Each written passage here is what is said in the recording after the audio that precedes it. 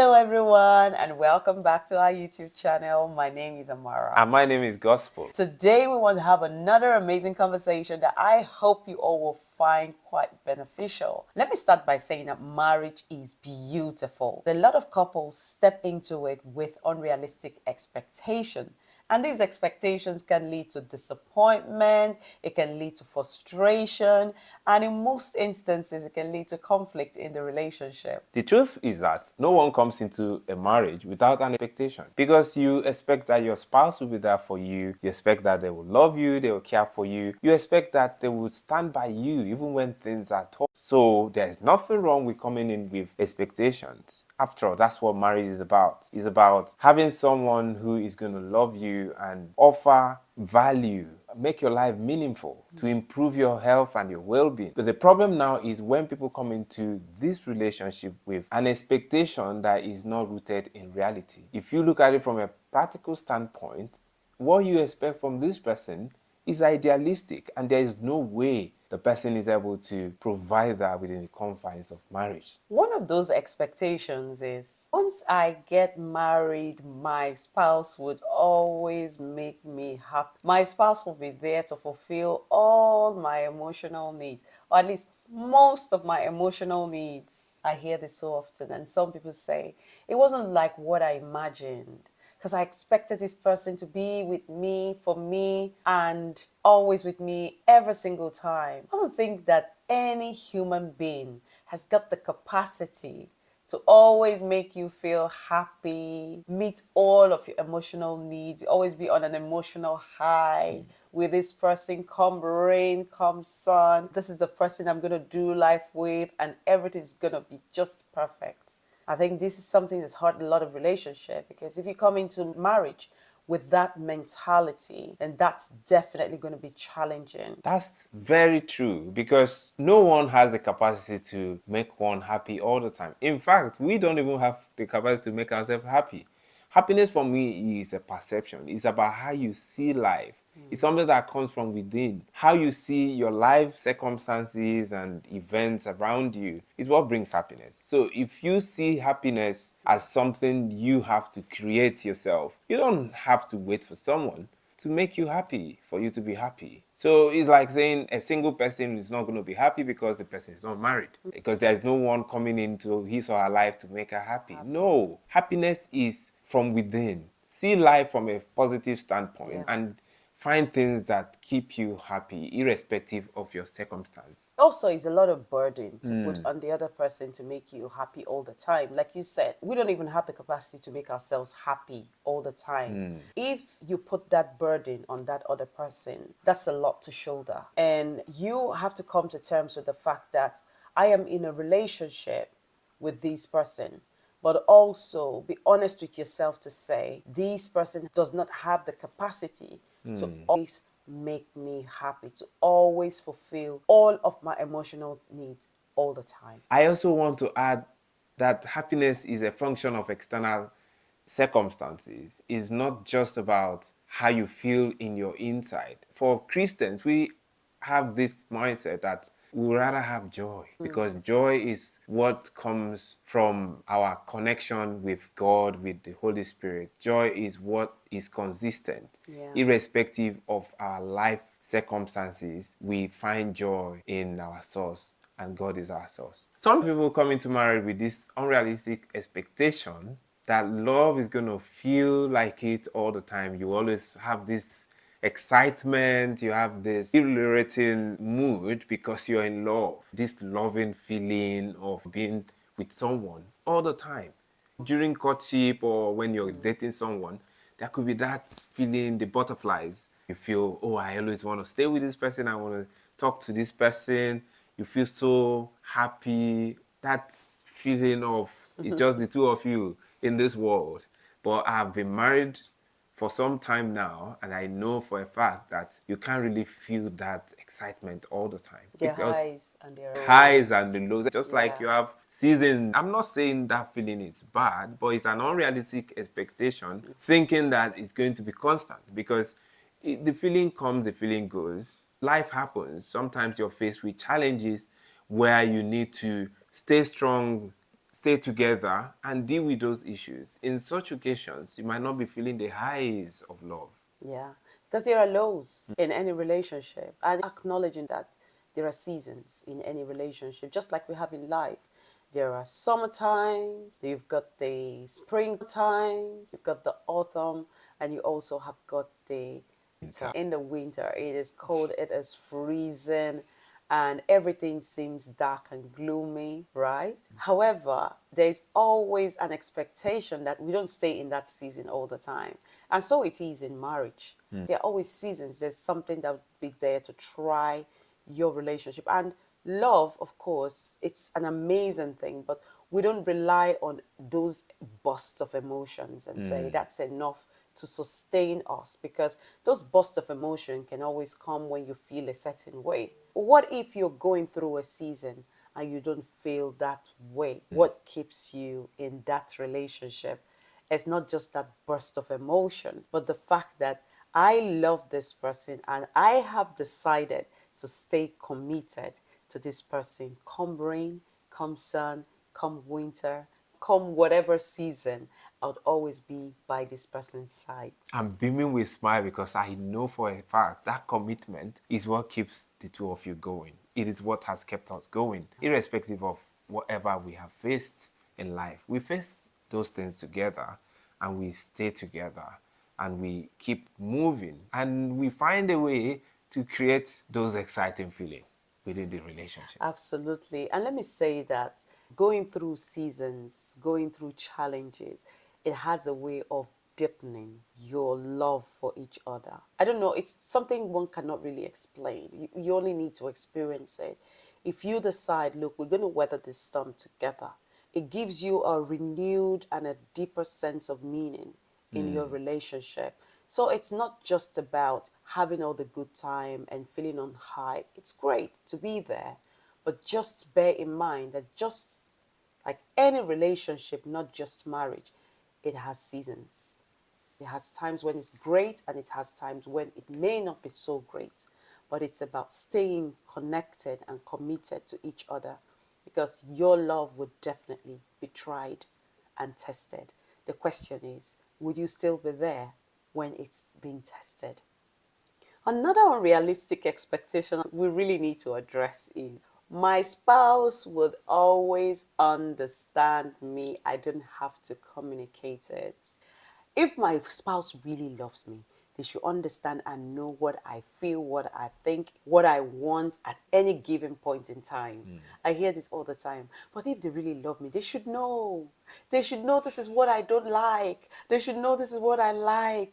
They should know this is what I need. Oh, my dears. Your spouse is not a mind reader. The thing is, you spend so much time with this person and you think that because I'm spending so much time with this individual, they should understand what I think even without me speaking. It's challenging. It's really challenging.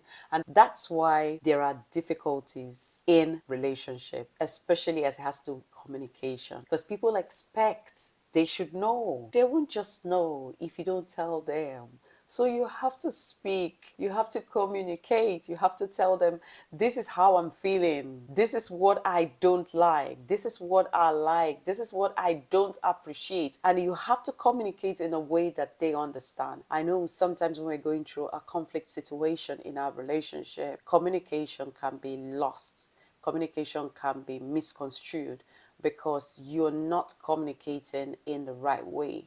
You're communicating with so much of emotions and the meaning can be lost.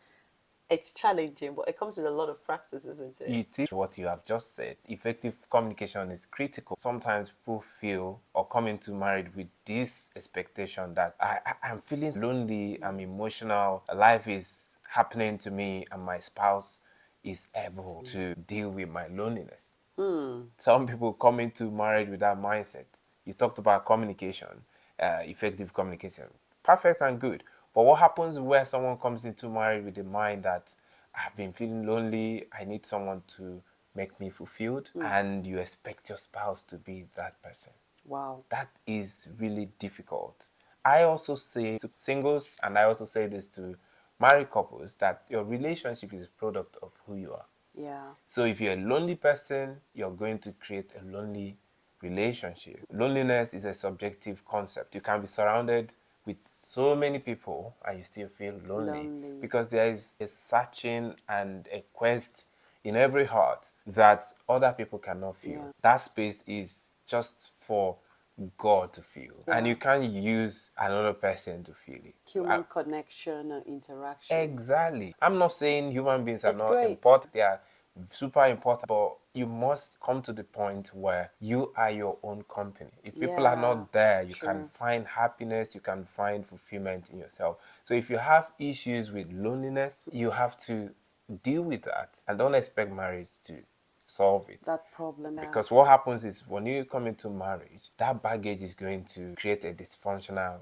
marriage. You're putting so much weight on your spouse, and Yeah. your spouse will be wondering, how will I be able to play this role, the God role, which he or she is not wired to play? If you've been hurt in the past due to you've been through lots of challenges emotionally, you've been traumatized by the experiences you've had maybe in your childhood, perhaps, or in your adulthood with the interactions you've had with people, it's really important that you deal with it. You have a lot of scarred people, wounded people that go into marriage only to amplify their traumas. They haven't resolved it, they haven't dealt with it before coming into a marital relationship. And I'm not suggesting in any way that we are all perfect, but it's really important that you understand, why do I feel this way? A lot of people in a marital relationship and they're not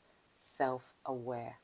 You cannot love somebody else if you don't even understand yourself. And it's important that you get to a point where you understand who you are, understand your value, understand what you're bringing to that relationship, and be keen on bringing your best to that relationship, and also recognizing that nobody has the capacity to feel that loneliness in our lives, and it's about dealing with those issues. Maybe you're married and you now realize that obviously you're feeling lonely.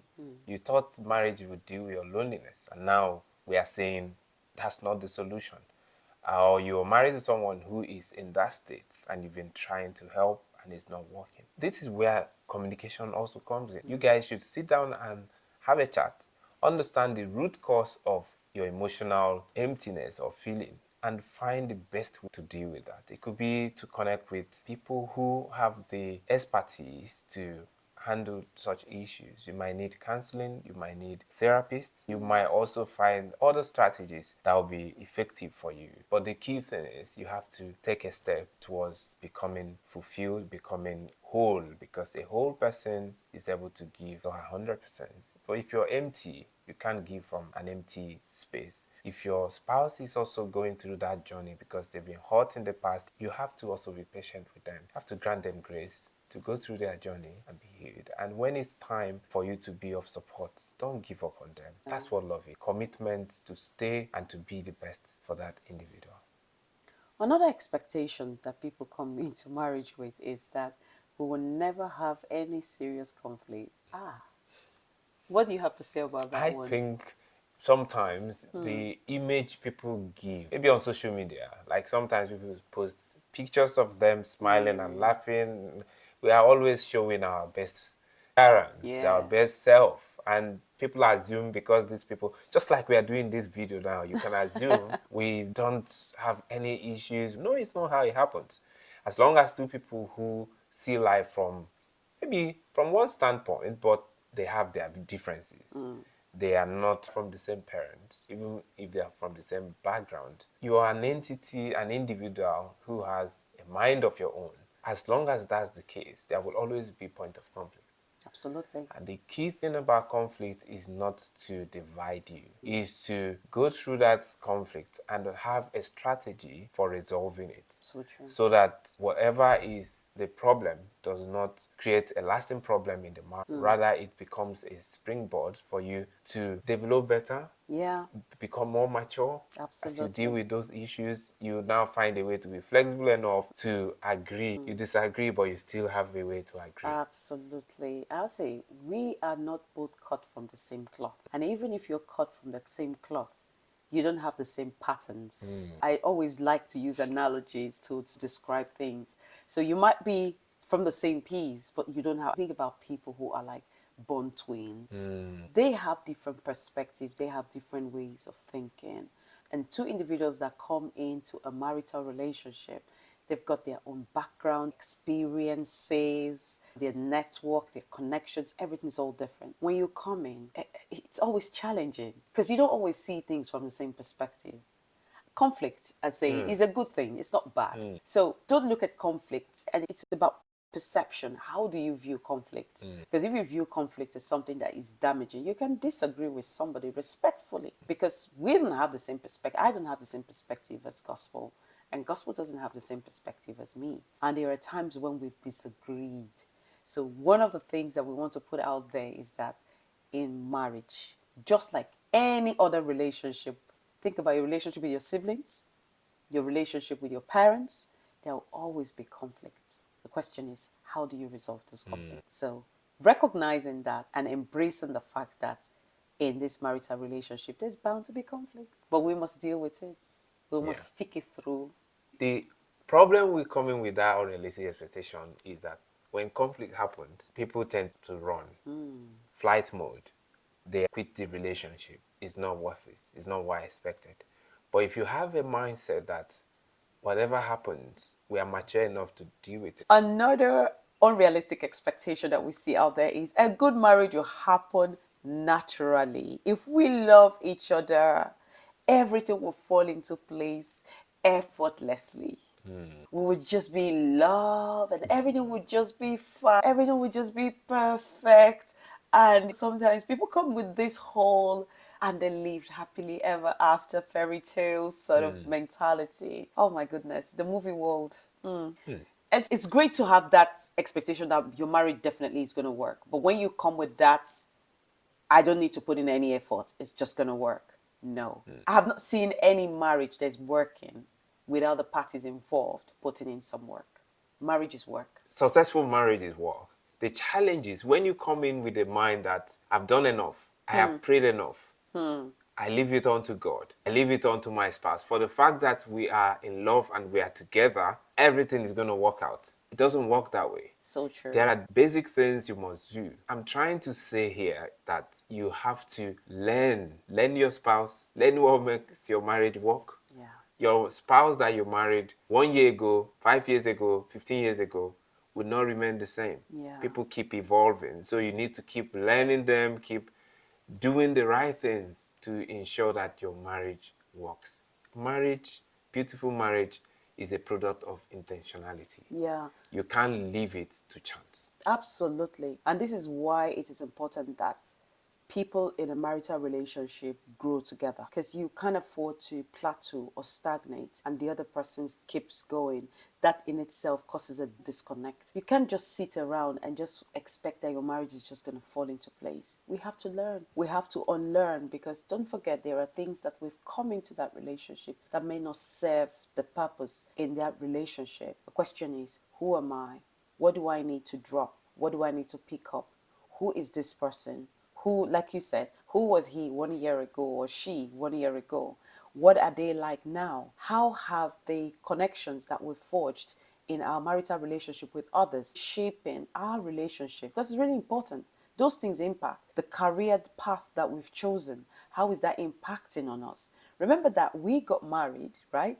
And maybe you didn't have kids in the equation, and all of a sudden you both are parents. How is that going to impact on the relationship? Because you married that person, say, a couple of years before, they were not a father, they were not a mom, and now they become, there's an added responsibility, and definitely that's going to throw a lot of spanner in the works. But of course, it comes with a responsibility that one needs to shoulder. And all of these things, you need to think about how am I growing? How am I learning? How am I intentionally evolving in my marital relationship? So it's not just I need to stick to my default setting. End of story. No, it's not going to work. Good marriage is work. successful marriages work. If you see any marriages working, they're both doing it together. Finally, part of working on your marriage is working on yourself. You have to create the best version of you to be able to produce the best version of your marriage. I always say this, and I know it for a fact, that who you are is a product of the work you have put in, the Yeah. books you have read, the trainings you've gone through, your reflections, and the experiences you've had. And those things make up who you are, and who you are determine the quality of your marriage. Like you said, if both of you are growing, improving yourself, becoming the best version of you, Yeah. it's going to rub off on the quality of your marriage.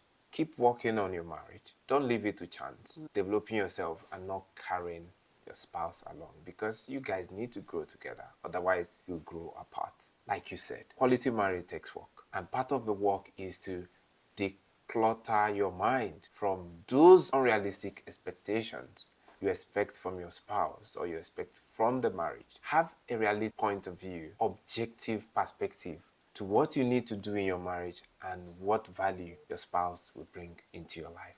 That will help you have a successful marriage. So instead of expecting perfection in your marriage, work on shared love, mutual love for each other, mutual respect for each other. Focus on making sure that your marriage is the best that it can be. Some of you might be listening to us right now. You might be like, I know one other realistic expectation. Perhaps you've experienced it or you've heard it, or maybe something that came up during your counseling if you're just newly married. Please do share with us in the comment section. Let us know what you think, guys. And if you're just joining us for the first time on our channel, share this video to other people who might find this useful. And thank you for sticking with us till the end. Amazing. It's amazing. Until the next episode, it's goodbye Bye. from us.